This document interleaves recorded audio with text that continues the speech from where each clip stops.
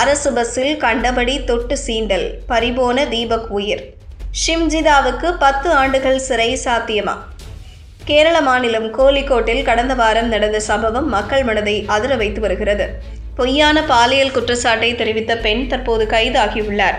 அவருக்கு 14 நாட்கள் நீதிமன்ற காவல் கிடைத்துள்ளது. இது தொடர்பான குற்றம் நிரூபிக்கப்பட்டால் எப்படியும் அப்பெண்ணுக்கு 10 ஆண்டு சிறையாவது கிடைக்கும் என்ற தகவல்கள் வெளியாகியுள்ளன. கோழிக்கோட்டைச் சேர்ந்தவர் 42 வயதுடைய தீபக். இவர் ஜவுளி நிறுவனத்தில் பணியாற்றி வந்தார்.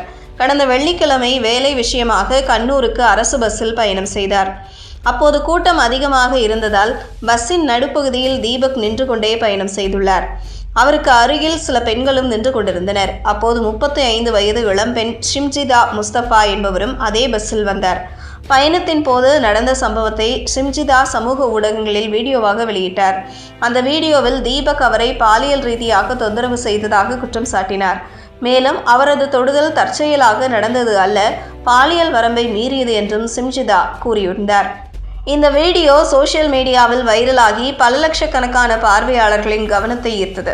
இது தீபக்கின் மனதை கடுமையாக பாதித்தது. தன் மீது எந்த தவறும் இல்லை என்றும் அனைவரிடமும் மன்றாடினார். உண்மையிலேயே அப்பாவியான தீபக் பெண்களிடம் அநாகரிகமாக நடந்து கொள்ளும் நபர் கிடையாது. ஆனால் இந்த வீடியோ வெளியானதும் உலகம் முழுவதும் அவர் குற்றவாளியாக காட்டப்பட்டதால் மன அழுத்தத்திற்கு உள்ளானார். இறுதியில் கடந்த ஞாயிற்றுக்கிழமை தீபக் வீட்டில் தூக்கில் தொங்கிய நிலையில் சடலமாக மீட்கப்பட்டார். முன்னதாக அவரது குடும்பத்தார் கதவை தட்டியும் வெகுநேரம் திறக்காததால் சந்தேகமடைந்து கதவை உடைத்து உள்ளே நுழைந்த போதுதான் தீபக் சடலமாகி கிடப்பதை கண்டனர். வீடியோ வெளியான பிறகு ஏற்பட்ட மன அழுத்தத்தால் தற்கொலை செய்து கொண்டதை நினைத்து குடும்பத்தினர் கதறி கதறி அழுதனர். இந்த சம்பவம் தொடர்பாக போலீசார் விசாரணை மேற்கொண்டனர்.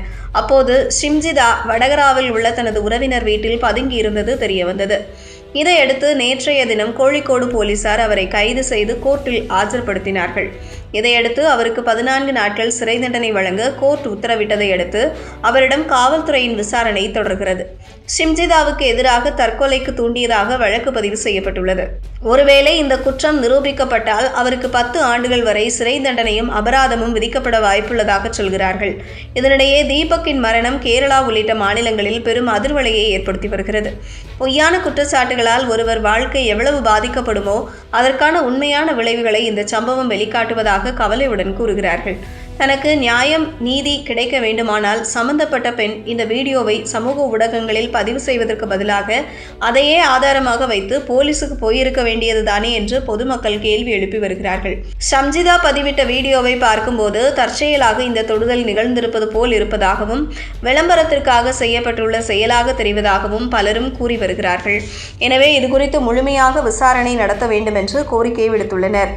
குற்றச்சாட்டுகள் உண்மையானதா என்பதை உணர்ந்து குற்றம் நிரூபிக்கப்படும் வரை யாரையும் முன்னதாக தீர்மானிக்க கூடாது என்றும் சோஷியல் மீடியாவில் இந்த தகவல்களையும் ஷேர் செய்வதற்கு முன்பு முறையாக பரிசீலிக்க வேண்டும் என்றும் கருத்துக்களை பதிவிட்டு வருகிறார்கள்.